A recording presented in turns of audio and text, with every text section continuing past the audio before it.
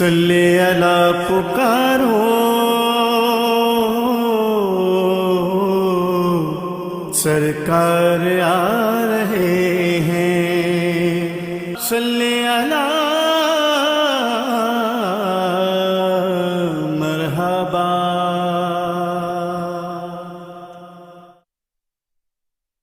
الرحمن الرحیم، السلام علیکم ناظرین۔ میٹرو ون نیوز کی ماہ ربیع الاول کی خصوصی نشریات رحمت للعالمین صلی اللہ علیہ وآلہ وسلم کے ساتھ میں ہوں آپ کا میزبان ڈاکٹر بلند اقبال۔ ناظرین، رسول اللہ صلی اللہ علیہ وآلہ وسلم فجر کے وقت مسجد نبوی میں وضو فرما رہے ہیں، اور اس وقت یعنی جب رسول اللہ وضو فرما رہے ہیں اور نبی چونکہ غیب کا علم جانتے ہیں، اور رسول اللہ کی آواز حضرت بی بی عائشہ صدیقہ رضی اللہ تعالی عنہا کے پاس آتی ہے، تو وہ فوراً رسول اللہ کے پاس پہنچتی ہیں اور معاشرہ پوچھتی ہیں۔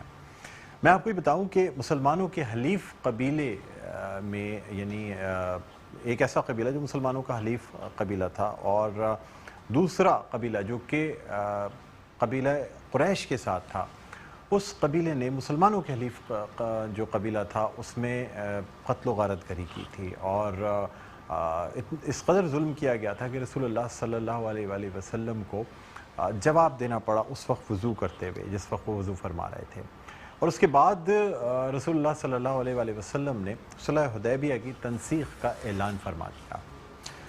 ابو سفیان جو کہ اس وقت تک ایمان نہیں لائے ہیں، مدینہ آتے ہیں، کفار جو ہیں کفار مکہ، وہ ابو سفیان کو بھیجتے ہیں رسول اللہ صلی اللہ علیہ وآلہ وسلم کی خدمت میں۔ اس کی ایک وجہ یہ بھی تھی کہ ابو سفیان کی ایک صاحبزادی جو ہیں وہ رسول اللہ صلی اللہ علیہ وآلہ وسلم کی زوجہ مطہرہ ہیں، اور اہل کفار یا جو کفار مکہ تھے انہوں نے یہ سمجھا کہ شاید اس وجہ سے کہ ابو سفیان کی ایک صاحبزادی جو ہیں وہ رسول اللہ صلی اللہ علیہ وسلم کے نکاح میں ہیں، تو شاید ابو سفیان کی بات مان لی جائے۔ ابو سفیان پہلے جاتے ہیں اپنی صاحبزادی کے گھر پہ، جو کہ رسول اللہ صلی اللہ علیہ وسلم کا حجرہ مبارک ہے، اور ظاہر سی بات ہے ایک باپ اپنی بیٹی کے پاس جاتا ہے تو یہی ایکسپیکٹ کیا جاتا ہے کہ بیٹی بہت عزت کرے گی، تعظیم لائے گی، جو کچھ ہوگا وہ پیش کرے گی، لیکن اس کے بالکل برعکس ابو سفیان کی صاحبزادی زوجہ مطہرہ ام المومنین جو ہیں وہ صاف منع فرما دیتی ہیں، اپنے والد صاحب کو منع فرما دیتی ہیں کہ آپ اس بستر پر نہیں بیٹھ سکتے کیونکہ یہ نبی کا بستر ہے، اور آپ ایمان کی حالت میں نہیں ہیں، آپ چونکہ اس وقت کفر کی حالت میں، اس لیے یہ بستر ناپاک ہو جائے گا۔ ناظرین، اس سے ہمیں ایک بات یہ پتہ چلتی ہے کہ رسول اللہ صلی اللہ علیہ وآلہ وسلم کی جو محبت ہم اپنے دل میں رکھتے ہیں نا، وہ اس قدر ہونی چاہیے کہ وہ اپنے ماں اور باپ سے زیادہ ہو۔ یعنی جب کوئی پوچھتا ہے نا کہ کس قدر رسول اللہ صلی اللہ علیہ وآلہ وسلم سے محبت کرنی چاہیے، تو انسان دنیا میں سب سے زیادہ محبت شاید اپنے ماں باپ سے کر سکتا ہے، اس کے بعد پھر اپنی اولاد، پھر بہن بھائی، پھر تمام لوگ، پھر عزیز و اقارب اور تمام لوگ ہوتے ہیں، لیکن رسول اللہ صلی اللہ علیہ وآلہ وسلم کی محبت جو ہے نا وہ اپنے ماں باپ سے بھی زیادہ ہونی چاہیے، جس کی مثالیں ہمیں جا بجا سیرت النبی صلی اللہ علیہ وآلہ وسلم میں ملتی ہیں۔ بہرحال ناظرین، اپنے آج کے اس پروگرام کا آغاز کرنا چاہیں گے، اور اس کا باقاعدہ آغاز ہوتا ہے تلاوت قرآن پاک سے۔ قاری فیصل چشتی صاحب سے درخواست کروں گا کہ بارگاہ رسالت میں آپ بلکہ اللہ تعالیٰ کے حضور جو ہے وہ تلاوت قرآن پاک پیش کرنے کی سعادت حاصل کریں۔ السلام علیکم جی۔ أعوذ بالله من الشيطان الرجيم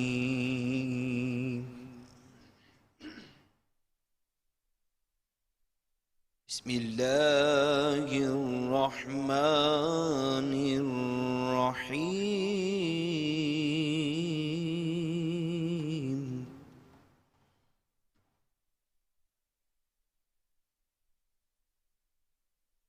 إذا جاء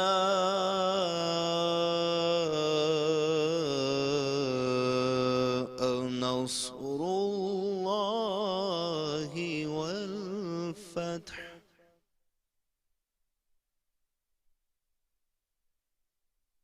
ورأيت الناس يدخلون في دين الله أفواجا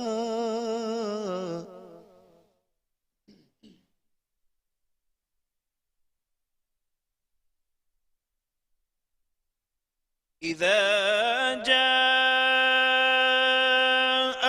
نصر الله والفتح ورأيت الناس يدخلون في دين الله أفواجا فسبح بحمد ربك واستغفره إنه كان توابا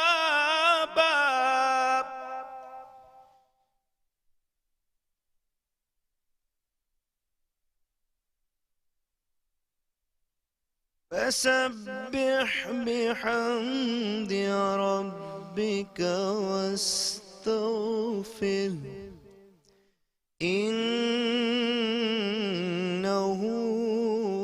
كان توابا صدق الله العظيم सुभान अल्लाह जज़ाकल्लाह।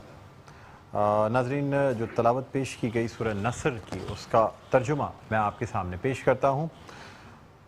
पनाह मांगता हूँ अल्लाह की शैतान मरदूद से। शुरू अल्लाह के नाम से जो बड़ा मेहरबान निहायत रहम वाला है।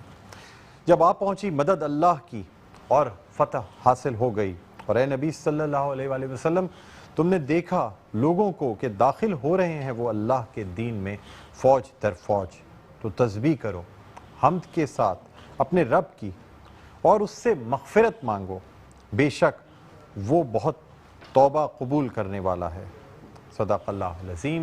अल्लाह ताला हमें कुरान पढ़ने और उस पर अमल करने की तौफ़ीक़ अता फ़रमाए, आमीन सुम्मा आमीन। नाज़रीन, अब हम प्रोग्राम में शामिल करेंगे हमद बारी ताला मौजूद हैं।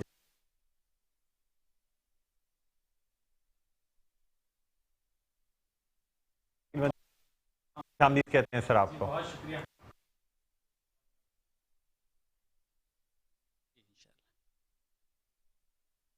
तू है बंदों का हाजत रवा, ए खुदा तू है बंदों का हाजत रवा, ए खुदा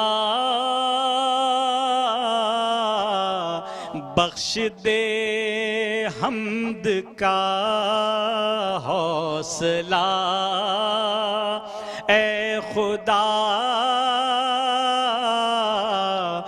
बख्श दे हम्द का हौसला, ए खुदा ये ज़मीं आसमां कहकशा गुलसितां, ये सभी कुछ है तेरी अता, ए खुदा ये सभी कुछ है तेरी अता, ए खुदा तूने बख्शा है ऐसा पैगंबर हमें, चाहिए हमको अब और क्या, ए खुदा चाहिए हमको अब और क्या, ए खुदा ज़िक्र हम्दो सना और शकीला फिरी, ज़िक्र हम्दो सना और शकीला फिरी, लब हमारा है महका हुआ, ए खुदा لب ہمارا ہے میں کا ہوا اے خدا تو ہے بندوں کا حاجت روا اے خدا بخش دے حمد کا حوصلہ اے خدا بخش دے حمد کا حوصلہ اے خدا. سبحان اللہ سبحان اللہ جزاک اللہ. بہت شکریہ. بہت خوبصورت انداز میں آپ نے جزاک باری اللہ. تعالیٰ پیش کی. اور ناظرین پروگرام کے اس حصے میں ہم شامل کرنا چاہیں گے قصیدہ بردہ شریف، اور میں دعوت دیتا ہوں قاری فیصل چشتی کو اور ثنا سید کو کہ وہ تشریف لائیں اور بارگاہ رسالت میں آپ صلی اللہ علیہ وآلہ وسلم قصیدہ بردہ شریف پیش کرنے کی سعادت حاصل کریں. قاری فیصل چشتی اور ثنا سید. مقدم.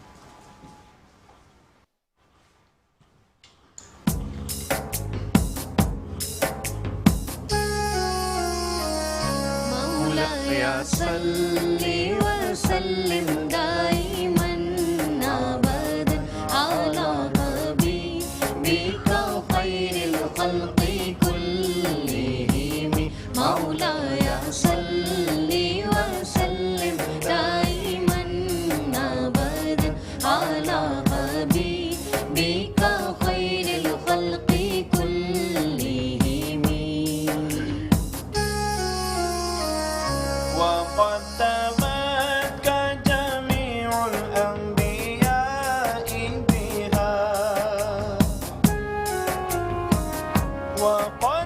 وقدمتك جميع الأنبياء بها والرسل تقديم مخدوم على قدم. مولاي صل وسلم دائما ابدا على حبيبك خير الخلق كلهم. مسجد اقصی میں بن کر انبیاء کی پیشوا، مسجد اقصی میں بن کر بے انبیاء کی پیشوا، آپ تھے مخدوم باقی انبیاء تھے سب قدم. And O Prophet, peace be upon him, sallallahu alayhi wa sallam, you were preferred to lead other prophets alayhim salam in prayer due to your high position by all prophets and messengers alayhim salam, just as a preference given by a servant to his master. مولاي صل وسلم دائما ابدا على حبيبك خير الخلق كلهم. وأنت تخترق السبع الطباق بهم وأنت تخترق السبع الطباق بهم في موكب قلت فيه صاحب العالم. مولاي صل وسلم دائما ابدا على حبيبك خير الخلق كلهم. طے کیا سات آسمانوں کا سفر با انبیاء، طے کیا سات آسمانوں کا سفر با انبیاء، آپ افواج ملائک میں تھے باشان و علم. And O Prophet, you passed the 7 heavens with prophets alayhim salam while they were in your way and met you, and you continued your journey in such a procession of angels and prophets alayhi salam. in which you are the leader of them. مولاي صل وسلم دائما أبدا على حبيبك خير الخلق كلهم مولاي صل وسلم دائما أبدا على حبيبك خير الخلق كلهم.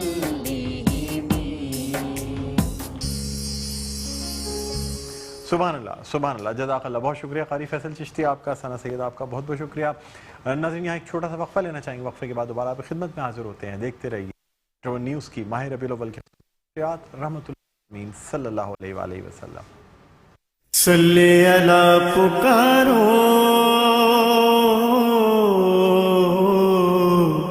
سرکار آ رہے ہیں. صلی اللہ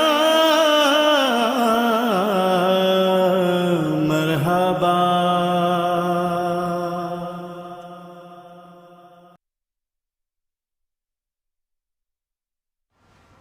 جی ناظرین ویلکم بیک. ایک دفعہ پھر آپ کو خوش آمدید کہتے ہیں میٹرو ون نیوز کی ماہ ربیع الاول کی خصوصی نشریات رحمت للعالمین صلی اللہ علیہ وآلہ وسلم. میں ہوں آپ کا میزبان ڈاکٹر بلند اقبال.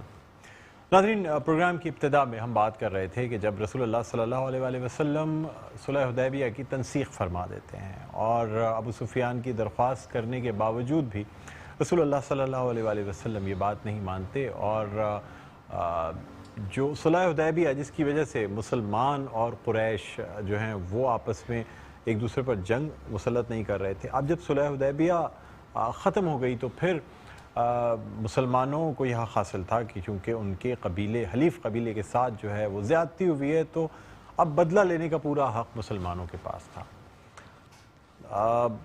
جو کفار مکہ میں بہت پریشانی کے شکار تھے کہ اب اگر یہ صلح حدیبیہ کیونکہ جس وقت صلح حدیبیہ تحریر کی گئی تھی یہ صلح ہوئی تھی اس وقت مسلمان اتنی تعداد میں نہیں تھے لیکن 2 سال کے قلیل عرصے میں مسلمان ایک بڑی تعداد میں جو ہیں وہ رسول اللہ صلی اللہ علیہ وآلہ وسلم کے ہمراہ موجود تھے. بہرحال رسول اللہ صلی اللہ علیہ وآلہ وسلم جو ہیں وہ اپنے حلیف قبیلوں کو مختلف جو قبائل تھے ان کو جنگ کی تیاری کا حکم صادر فرما دیتے ہیں. ابھی کسی کو کچھ نہیں پتا کہ کہاں پہ جانا ہے کیا ہونا ہے. بہرحال آج کے پروگرام میں ہم بات کریں گے فتح مکہ کے حوالے سے.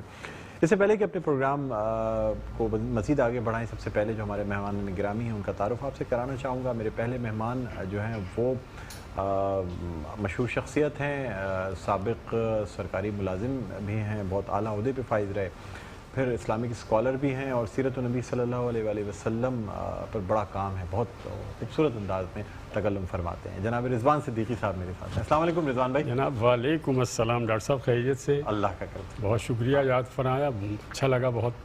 Thank you sir. ناظرین میرے دوسرے مہمان جو ہیں وہ بھی کسی تعارف کے محتاج نہیں ہیں, شعبہ درس و تدریس سے ان کا تعلق ہے اور سابق رئیس ہیں کلیہ فنون و سماجی علوم جامعہ کراچی کے. ہمارے ساتھ موجود ہیں پروفیسر ڈاکٹر محمد احمد قادری صاحب. السلام علیکم. وعلیکم السلام. پروفیسر صاحب آپ کو خوش آمدید کہتے ہیں, بہت شکر گزار ہیں آپ تشریف لائے پروگرام میں. جان آپ کا شکریہ ہے کہ آپ ہمیں داخل ثواب کرتے ہیں اور اس محفل کے ذریعے سرکار کی بارگاہ میں ان غلاموں کو پہنچا دیتے ہیں. اللہ سر بہت کچھ سیکھنے کو ملتا ہے آپ سے. اس کے علاوہ ناظرین ہمارے ساتھ تشریف فرمائیں شکیل مدنی صاحب اور ہمارے ساتھ تشریف فرمائیں قاری فیصل چشتی. رضوان صاحب آپ سے گفتگو کا آغاز کرتے ہیں. سر سب سے پہلے تو آپ سے جاننا چاہیں گے کہ آخر وہ آپ کیا سمجھتے ہیں کہ فتح مکہ جو ہے اگر اسے آپ دیکھیں تو کیا دراصل صلح حدیبیہ کی وجہ سے ہی مکہ کو فتح کرنا آسان ہوا اور اسلام کی جو اشاعت و ترویج تھی وہ پھیلی؟ دیکھیے ڈاکٹر اقبال صاحب, آپ نے جیسا کہ اپنی ابتدائی گفتگو میں فرمایا کہ صلح حدیبیہ کے بعد 2.25 سال گزرے تھے کہ اہل قریش کے کچھ قبائل شرارت پر آمادہ ہوئے اور انہوں نے بیٹھ کر یہ فیصلہ کیا کہ ہمیں یہ وقت ہے کہ بڑھتے ہوئے مسلمانوں کے اقدامات کو روک لیں. بہت سے یہودیوں کو پر یہ فتح پا چکے ہیں, خیبر کا قلعہ فتح ہو چکا ہے, ان کی تعداد بڑھتی جا رہی ہے. اگر اس مرحلے پر محمد بن عبداللہ کو سرکار دو عالم صلی اللہ علیہ وآلہ وسلم نہ روکا گیا تو اس کا امکان ہے کہ ہمارا پورا نظام جو مذہبی اور روایتی ہے وہ سب ختم ہو جائے گا. تو دارالندوہ میں بیٹھ کر ان لوگوں نے فیصلہ کیا کہ ہمیں اپنی طاقت بڑھانی چاہیے اور 3 شرائط پیش کر دینی چاہیے.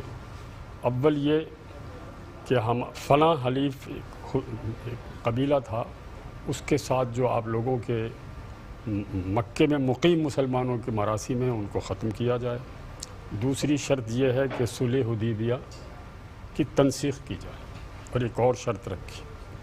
جب یہ خبر ابو سفیان کو ملی تو وہ بڑے پریشان ہوئے، چونکہ وہ نہایت دور اندیش آدمی تھے. انہوں نے کہا کہ یہ کیسی احمقانہ فیصلہ کر لیا انہوں نے بیٹھ کر اس وقت مسلمانوں سے لڑنا. ہم نے تو ان کو دیکھا ہے کہ وہ تو 2 لاکھ یہودی لشکر جرار کے سامنے سفارہ ہو گئے تھے. ابھی انہوں نے خیبر فتح کیا ہے. ان حالات میں ہم ان سے کیسے جنگ کر سکتے ہیں؟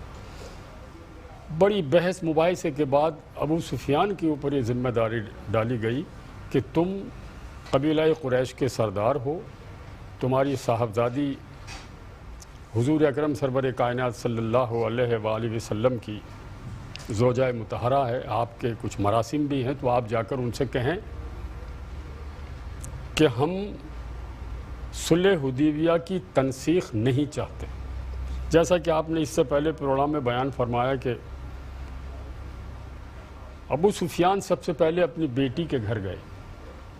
ظاہر ہے وہ واقعہ میں دہرانا نہیں چاہتا. ان کی طرف سے مایوس ہو کر آپ سیدنا ابوبکر صدیق کے پاس گئے.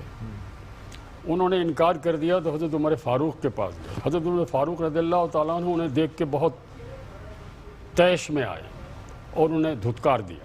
اس کے بعد حضرت عثمان غنی کے پاس گئے. ان سے اپنے خاندانی مراسم کا واسطہ دے کر کہا کہ تم حضور اکرم سرور کائنات صلی اللہ علیہ وسلم میری رسائی کرا دو. حضرت عثمان غنی نے بھی کہا کہ میں اس معاملے میں تمہاری کوئی مدد نہیں کر سکتا. اور اس کے بعد حضرت علی کرم اللہ وجہ رضی اللہ تعالیٰ کے پاس گئے. حضرت علی کرم اللہ وجہ رضی اللہ تعالیٰ نے بھی منع فرما دیا. بہت ہی مایوس ہوئے، اس لیے کہ بیٹی نے بھی جس طرح ان کے ساتھ رویہ اختیار کیا تھا وہ ان کے لیے بڑی تکلیف دہ تھا اور وہ بڑے دل گرفتہ تھے. تو وہ اس کے بعد چلے گئے سرکار دو عالم صلی اللہ علیہ وسلم کی صاحبزادی محترمہ حضرت فاطمۃ الزہرا کے پاس، اور ان کو ایک واقعے کا حوالہ دے کر کہا کہ جس طرح کہ اس نے زینب نے فلاں کو مدد کی تھی تو مجھے بھی اپنی پناہ میں لے لو. آپ اگر مجھے اپنی پناہ میں لے لیں گے تو محمد مصطفیٰ صلی اللہ علیہ وسلم مجھے اپنی پناہ میں لے لیں گے. انہوں نے انکار فرما دیا. تو وہاں امام حسن رضی اللہ تعالیٰ عنہ آنگن میں گھٹنیوں چل رہے تھے. تو انہوں نے کہا کہ اگر یہ امام حسن کہہ دے تو اگر یہ مجھے اپنی پناہ میں لے لیں تو یقیناً مجھے ان کے نانا اپنی پناہ میں لے لیں گے. اس نے کہا یہ ابھی کم سن ہیں اور میں آپ کو منع کرتی ہوں. اس کے بعد وہ پھر حضرت علی کرم اللہ وجہ رضی اللہ عنہ کے پاس گئے اور کہا کہ یہ صورتحال ہے. تو انہوں نے کہا ایک ہی راستہ ہے، مسجد نبوی میں جا کے اعلان کر دو. تو انہوں نے کھڑے ہو کر یہ اعلان کیا کہ میں ابو سفیان یہ اعلان کرتا ہوں کہ ہم صلح حدیبیہ پر قائم ہیں، ہم اس کی تنسیخ یہ کہہ کے وہ آ گئے. جب واپس لوٹے تو ان کے ساتھیوں نے کہا کہ تم جو ایک عجیب سی بات کہہ کر آ گئے جس میں نہ تو آپ صلی اللہ علیہ وسلم نے آپ کی بات مانی نہ آپ کا ان سے سامنا ہوا، یہ تو ایک مبہم سا اشارہ ہے، تو ہمیں تو اپنی تیاریاں کر لینی چاہیے. تو یوں صورتحال بدل دی گئی. اچھا سرکار دو عالم صلی اللہ علیہ وسلم ظاہر ہے ان کی سی بصیرت جو ان کے ہاں جنگی اصطلاحات اور جنگی محرکات پر ان کی نظر تھی، تو وہ یہ جانتے تھے کہ معاشی اعتبار سے اگر ہم مضبوط ہو جائیں اور اپنی عسکری قوت بڑھا لیں تو ہم بغیر جنگ کے مکے پر فتح کر سکتے ہیں. چونکہ سرکار دو عالم صلی اللہ علیہ وسلم کی آرزو یہ تھی کہ وہ مقام حرم ہے جہاں قتال منع ہے. حضرت آدم علیہ السلام سے لے کر اس سرزمین پر کسی مرحلے پر بھی قتل کرنے والے کے لیے کوئی معافی نہیں تھی. تو میرے آقا یہ چاہتے تھے کہ ایسے حالات پیدا کر دیے جائیں کہ ہم اتنے مضبوط ہو جائیں اور انہیں معاشی طور پر اتنا کمزور کر دیں کہ پھر ہم ان پر غلبہ پا لیں. اچھا رضوان صاحب اس میں مزید بھی گفتگو کریں گے. یہ بھی دیکھیں گے کہ کیونکہ صلح حدیبیہ کی تنسیق تو پہلے رسول اللہ صلی اللہ علیہ وسلم کی طرف سے کر دی گئی تھی، اور کفار جس قدر ڈرے ہوئے تھے کہ اب چونکہ مسلمان بہت زیادہ تعداد میں، اس کے حوالے سے ہم اس حوالے سے بات بھی کریں گے، ڈاکٹر محمد احمد قادری صاحب سے بھی بات کریں گے، لیکن سر اس وقت ایک جی بالکل وقفہ لینا ہے، جی بالکل لیجیے۔ ناظرین ایک چھوٹا سا وقفے کے بعد دوبارہ آپ خدمت میں حاضر ہوتے ہیں۔ دیکھتے رہیے میٹرو ون نیوز کی ماہ ربیع الاول کی خصوصی نشریات، رحمۃ للعالمین صلی اللہ علیہ وآلہ وسلم۔ صلی اللہ پکارو سرکار آ رہے ہیں، صلی اللہ مرحبا۔ جی ناظرین ویلکم بیک، ایک دفعہ پھر آپ کو خوش آمدید کہتے ہیں میٹرو ون نیوز کی ماہ ربیع الاول کی خصوصی نشریات، رحمۃ للعالمین صلی اللہ علیہ وآلہ وسلم۔ میں ہوں آپ کا میزبان ڈاکٹر بلند اقبال، اور ہم آج گفتگو کر رہے ہیں فتح مکہ پہ، ایک ایسی فتح جس میں کسی کا خون نہیں بہا، کوئی بدلہ نہیں لیا گیا، بلکہ امن اور سلامتی کا دن قرار دیا گیا اس کو، جس دن کعبہ میں رکھے ہوئے تمام بتوں کو توڑ دیا گیا، حق آ گیا، باطل مٹ گیا، اور بے شک باطل مٹنے کے لیے ہے۔ ہمارے ساتھ موجود ہیں جناب رضوان صدیقی صاحب، اس کے علاوہ ہمارے ساتھ موجود ہیں پروفیسر ڈاکٹر محمد احمد قادری صاحب، شکیل مدنی صاحب ہمارے ساتھ موجود ہیں، اور قاری فیصل چشتی ہمارے ساتھ موجود ہیں۔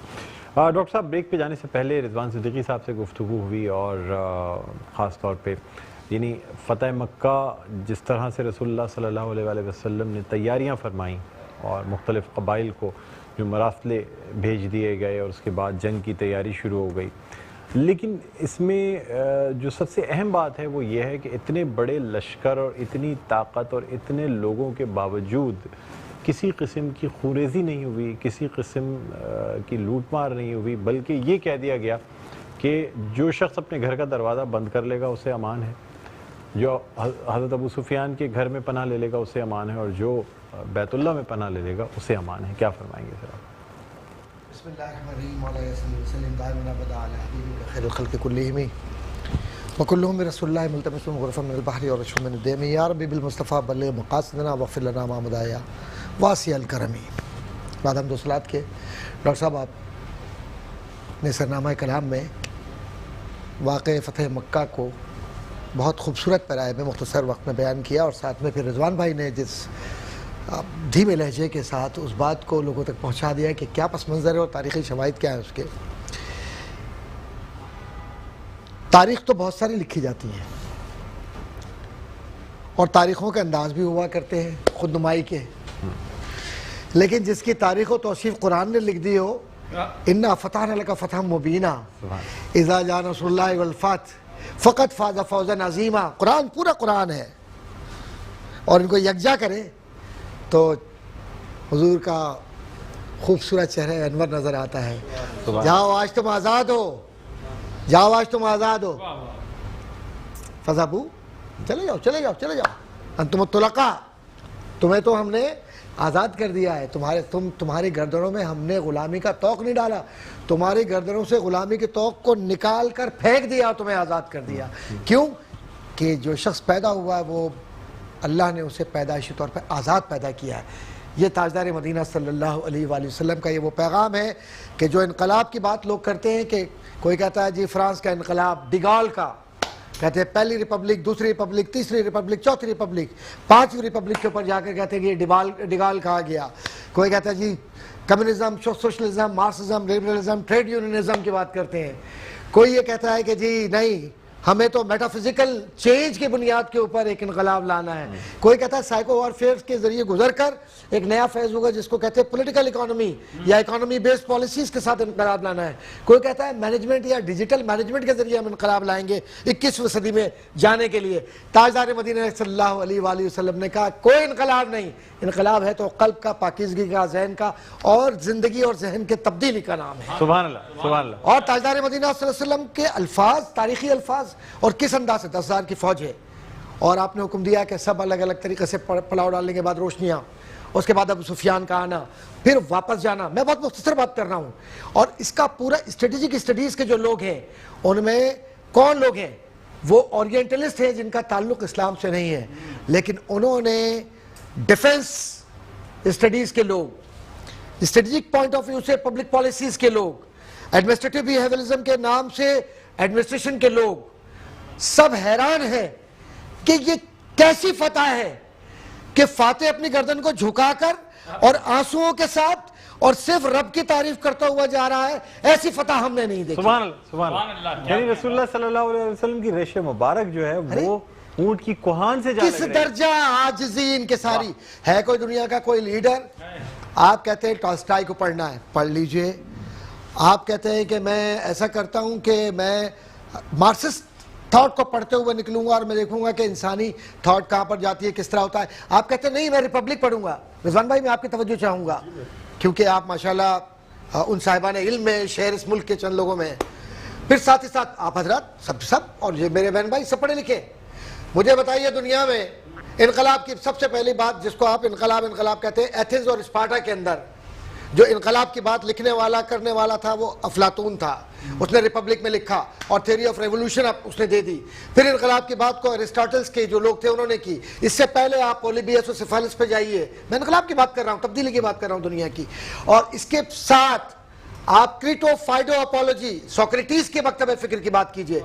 کہیں کوئی انقلاب ایتھنز سے اسپارٹا کے آج تک افلاطون اور ارسطو کو کہتے ہیں آپ, دنیا کا بہت بڑا مفکر ہے, مجھے بتا دیجئے اس کی فکر کی بنیاد پر کوئی ایسا معاشرہ کوئی ایسا انقلاب آیا ہو جس نے دنیا میں معاشرتی تبدیلیوں کے اندر قلوب کو بدل دیا ہو, دلوں کو بدل دیا ہو, تلواریں لے کر آئے ہو لیکن قدم مصطفیٰ میں جا کر کہتے ہیں کہ عمر کل تک دشمن تھا آج آپ کا غلام ہے. واہ سبحان اس کو انقلاب کہتے ہیں.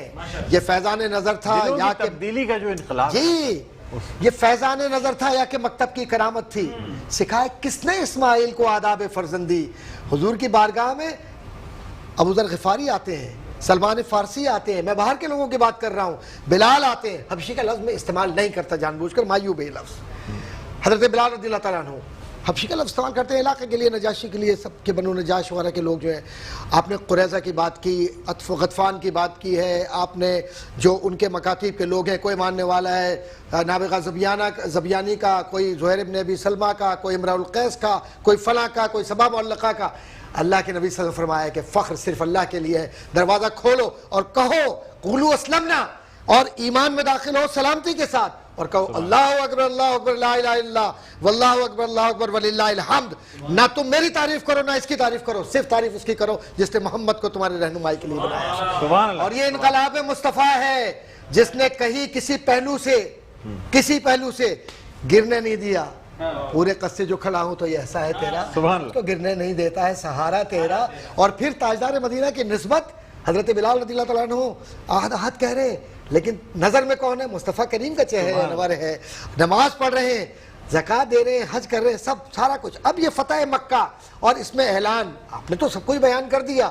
ابو سفیان کے گھر میں جانے والا امان پا گیا, جو دروازے بند کر کے بیٹھ گئے وہ امان پا گئے, اور مسجد حرم میں جو داخل ہو گئے وہ امان پا گئے, جو مصطفیٰ کریم کی نگاہ انور میں. میں تو کہتا ہوں حضور نے قدم انور رکھا اس لیے تھا کہ امان مکے والوں کو کیا دیں گے, وہ تو نسلوں کو امانت دیتے ہیں کیونکہ وہ امانت دار ہے نسلوں کی اور بنیادی حقوق کی. آج ہم نسل پرستی کی بات کرتے ہیں, آج ہم ریسزم کی بات کرتے ہیں, ہم فاشسٹ انقلابی تصورات کی بات کرتے ہیں, سابق USSR کی بات کرتے ہیں, اس میں کمیونسٹ پارٹی کی بات کرتے ہیں, پولٹ بیورو کی بات کرتے ہیں, پریزیڈیم کی بات کرتے ہیں, house of common house of lord کی بات کرتے ہیں, آپ اسمبلیز کی بات کرتے ہیں, میگنا کارٹا کی بات کرتے ہیں, دستور انسانی حقوق کی بات کرتے ہیں, فرانس کے اندر 1789 کے بنیادی منشور کی بات کرتے ہیں.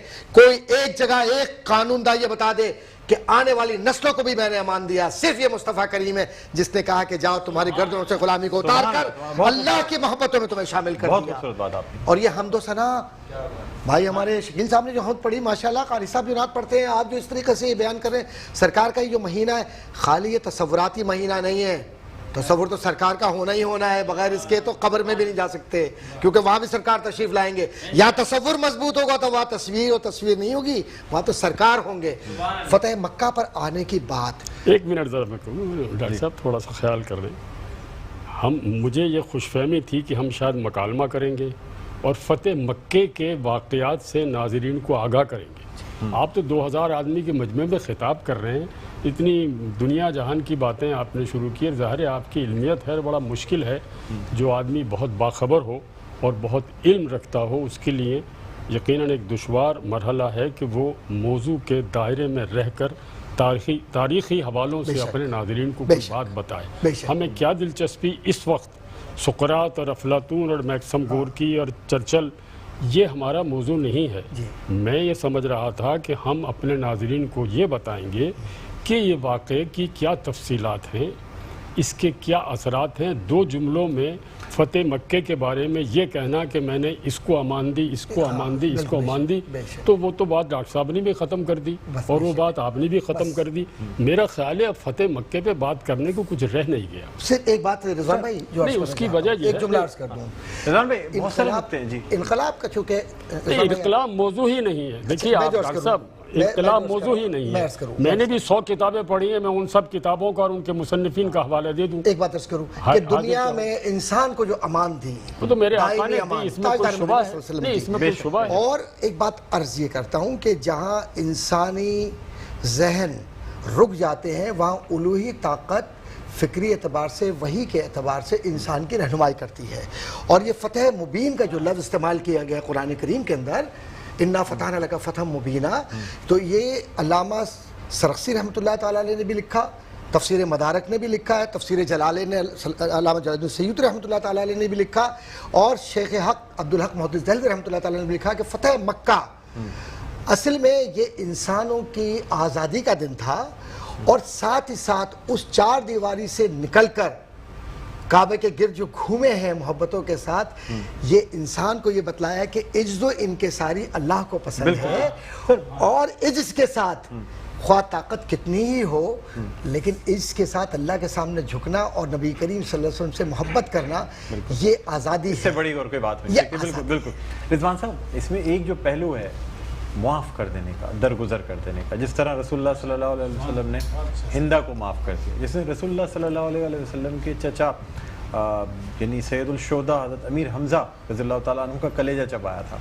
عثمان بن طلحہ کو معاف کر دیا جس نے چابی نہیں دی تھی. کیا فرمائیں گے آپ سر، یہ معاف کرنے کی اور درگزر کرنے کی جو مثال رسول اللہ نے قائم کی فتح مکہ؟ اصل میں ہم اس موضوع کو بہت سلسلے وار لے کر چلتے تو یہ ایسا ہوتا ہے نا جیسے کہانی کے موڑ میں ایک کلائمیکس ہوتا ہے اور ایک اینٹی کلائمیکس ہوتا ہے. اگر آپ نے کہانی کا اینڈ بتا دیا اور اس کے بعد کہانی کی تفصیلات میں جائیں گے تو نہ بیان کرنے والے کو مزہ آئے گا نہ سننے والے کو مزہ آئے گا. امر واقعہ یہ ہے کہ دیکھیں یہاں سے یہ بات جیسے آپ نے فرمایا، آپ سرور کائنات صلی اللہ علیہ وآلہ وسلم نے ایک صحابی کو حکم دیا کہ ابو سفیان کو لے جاؤ اور انہیں پہاڑ کی چوٹی پہ کھڑا کرو. اس کے بعد جب حکم ہوا چاروں طرف سے سپہ سالاروں کو داخل ہونا تھا مکے کے چاروں، آپ کے تو علم ہے ڈاکٹر صاحب، وہاں یہ بات طے ہو گئی تھی کہ قتال سے گریز کیا جائے گا. بالکل قتال نہیں کرنا ہے. آپ نے ڈاکٹر صاحب ابھی تھوڑی دیر پہلے دوران گفتگو بات کہی، ایک صحابی کا لشکر گزرا، چونکہ مختلف قبیلوں کے لشکر تھے نا، تو انہوں نے ابو سفیان پر نظر ڈالی اور کہا ابو سفیان آج ہم بتائیں گے تمہارے ان ظلم و ستم کا انجام جو آپ نے ہمارے اور ہمارے نبی اکرم کے صلی اللہ علیہ وسلم کے ساتھ کیا. آج کوئی گھر نہیں بچے گا، کوئی اہل قریش باقی نہیں رہے گا، آج کسی گھر کو سلامت رہنے نہیں دیں گے. اس کے بعد جب آپ سرور کائنات صلی اللہ علیہ وآلہ وسلم قصبہ اونٹنی پر آپ کا کجاوا بندھا ہوا تھا اور میرا وہ نبی صلی اللہ علیہ وسلم جن جو پیوند لگی کملی اوڑھ کر گلیم پوش ہوتا تھا، وہ جس وقار اور اعتماد کے ساتھ اونٹنی پر بیٹھ کر ابو سفیان کے سامنے سے گزرے تو ابو سفیان نے خوف زدہ ہو کر کہا کہ یا رسول اللہ کیا آج ہم سب قتل کر دیے جائیں گے؟ تو میرے آقا نے فرمایا نہیں، آج تو امن کا دن ہے. کہنے لگا ابھی فلاں یہ کہتے ہوئے گزرے تھے. انہوں نے کہا یہ ان کی رائے تھی، انہوں نے کہا ہوگا اور غلط کہا تھا. جب آپ داخل ہوئے تو ظاہر ہے وہ بڑا منظر کمال کا منظر ہے. آپ یقین کیجئے مجھے آج یہ تصور کر کے میں بہت آپ دیدہ ہوا اور بڑا رویا کہ جب سب کھڑے تھے اور آپ سرور کائنات صلی اللہ علیہ وسلم حرم کعبہ میں داخل ہوئے، وہ سب نام جو آپ نے گنوائے اور آپ نے گنوائے، تو میرے آقا نے اللہ کی حمد و ثنا کے بعد کہا کہ تم جانتے ہو آج میں تمہارے ساتھ کیا سلوک کرنے والا ہوں؟ تو جو لوگ کھڑے تھے انہیں پتہ تھا کہ ہم نے انہیں شاب ابی طالب میں کس طرح ظلم و ستم کا نشانہ بنایا. ہم نے جب یہ سجدے میں تھے تو ان کے سر مبارک پر میں آگے لفظ نہیں ادا کرنا چاہتا. ہم نے جب ان کی گردن میں رسی باندھ کر انہیں میں وہ لفظ نہیں ادا کرنا چاہتا. اللہ اکبر. یہ سارے ظلم و ستم، جبر و استبداد ان تمام لوگوں کو یاد آ رہے تھے. اور جب میرے آقا نے مدم لہجے مگر پر اعتماد لہجے میں کہا کہ جانتے ہو آج تمہارے ساتھ کیا سلوک کروں گا، تو ان کی ٹانگیں کانپ رہی تھیں. تب میرے آقا نے خطبہ دیا اور کہا کہ میں نے سب کو معاف کیا. یہ 5000 سالہ تاریخ کا واحد مکالمہ ہے دوران جنگ. جنگ نہیں ہے، عالم جنگ کہہ سکتے ہیں، کیفیت جنگ کہہ سکتے ہیں. ڈاکٹر صاحب زیادہ علم آپ رکھتے صحیح ہیں. فرما رہے ہیں، آپ صحیح فرما رہے ہیں. 5000 سال کی تاریخ تو ہمیں کسی نہ کسی طرح پتھروں پر لکھی ہوئی، سینہ بسینہ مل جاتی، چمڑے کے پر لکھی ہوئی مل جاتی. جنگ میں اس کا تصور ہی نہیں ہو سکتا کہ آپ فاتح بھی ہوں. اپنے مخالفین کو اور ان پر فاتح تو بنیں گے، بن رہے ہیں. اس وقت جب جنگ کی کیفیت تو تھی نا، انہوں خوفزدہ تھے اور 4-5 لشکر آپ کے خلاف ہوئے. اور یہ جو آپ نے کہا نا کہ کوئی جانی نقصان نہیں ہوا، اس میں 13 لوگ ایک قبیلے کے اور 70 آدمی خالد بن ولید کے ہاتھوں ہلاک ہوئے. اور اس کا قصہ یہ ہے جو شاید ناظرین کے لیے اچھا رہے کہ خالد بن ولید کو ایک پیغام بھیجا. جب چمکتی ہوئی تلواریں دیکھیں تو میرے آقا نے پوچھا کہ یہ کیا ہو رہا ہے. تو کسی صحابی نے کہا کہ ان کو شرپسندوں نے روک لیا اور جنگ پر مجبور کیا ہے. تو آپ نے پیغام بھیجا کہ خالد بن ولید سے کہو قتال ختم کر دیں. وہ جب پیغام دینے گیا تو اس پیغام کے باوجود بھی قتل عام جاری رہا، یعنی جنگ ہوتی رہی. تو آپ سرور کائنات صلی اللہ علیہ وسلم نے کہا کہ میں نے جب انہیں پیغام بھیجا تھا تو یہ کیوں اب تک، تو لڑائی ختم ہو چکی تھی. خالد بن ولید کو طلب کیا، پہلے اس پیغامبر کو طلب کیا جس کے ذریعے پیغام بھیجا تھا کہ تم کو میں نے کیا. خالد بن ولید نے کہا کہ انہوں نے مجھے کہا کہ جنگ جاری رکھو. آپ سرور کائنات صلی اللہ علیہ وسلم نے پیغامبر سے پوچھا کہ میں نے تم سے کیا. ایک نقطے کا ڈاکٹر صاحب لفظ عربی کا وہ ہے مکالمہ جو مجھے یاد نہیں. تو انہوں نے کہا جی انہوں نے تو مجھے یوں کہا تھا کہ قتال جاری رکھو. تو اس پر میرے آقا صلی اللہ علیہ وآلہ وسلم نے فرمایا کہ جب ہندا نے احد کے میدان میں میرے چچا حمزہ کا کلیجہ، آگے ناظرین جانتے ہیں، اس وقت میرے دل میں یہ خواہش آئی تھی کہ جب میں مکہ فتح کروں گا تو 70 آدمیوں کو قتل کروں گا. مگر میں نے معافی کا اعلان کر دیا. میرے رب کو یہ بات معلوم تھی. پیامبر نے کہا کہ میں یہی کہنا چاہتا تھا، مگر ایک شخص جو زمین سے آسمان تک بلند تھا اس نے میرے سینے پر دھکا دے کر کہا تم یہ لفظ کہنا. تو یہ اللہ کی طرف سے میرے نبی سے محبت کے عالم کا اظہار ہے. سبحان اللہ. کہ اگر میرے نبی نے کسی مرحلے میں اس خواہش کا اظہار کیا تھا کہ اگر مجھے مکے پر فتح کا موقع ملا تو میں 70 لوگوں کو قتل کراؤں گا. اللہ رب العزت نے وہ کے قریب ہے. سر بہت شکریہ ادا کرنا چاہوں گا، آپ تشریف لائے، بہت اچھا لگا. ڈاکٹر صاحب کوئی میسج لاسٹ ون لائنر جو جی ایک میں سمجھتا ہوں کہ آج گفتگو کا بنیادی پیغام یہ ہے کہ یہ نبی کریم صلی اللہ علیہ وسلم کی ذات گرامی صرف تاریخ میں پڑھنے کا نہیں بلکہ زندگی میں اپنانے کی ذات ہے. لقد کان لکم فی رسول اللہ اسوۃ حسنہ. اور قول و فعل میں تضاد نہیں ہونا چاہیے، زندگی کا حصہ ہونا چاہیے. معاف کر دیجئے جو برا کرے، اس لیے کہ میرے آقا کی سنت ہے اور ان کو جب پسند آئے گی تو یہاں بھی اور شفاعت کبریٰ وہاں بھی. سبحان اللہ سبحان اللہ. بہت شکریہ سبحان اللہ.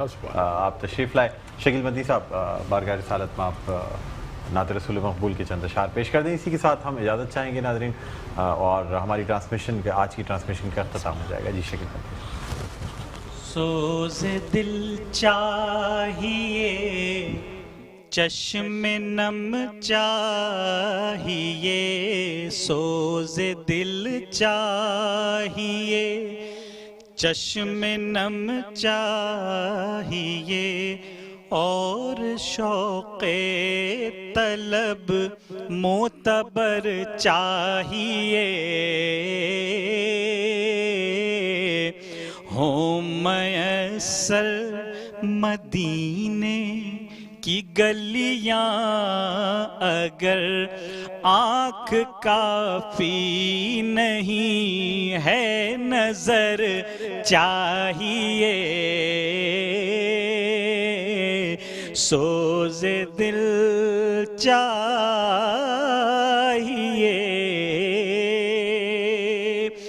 ان کی محفل کے آداب کچھ اور ہیں، لب کشائی کی جرت مناسب نہیں، کیونکہ ان کے دربار میں التجا کے لیے جنبش لب نہیں، چشم تر چاہیے، ان کے دربار میں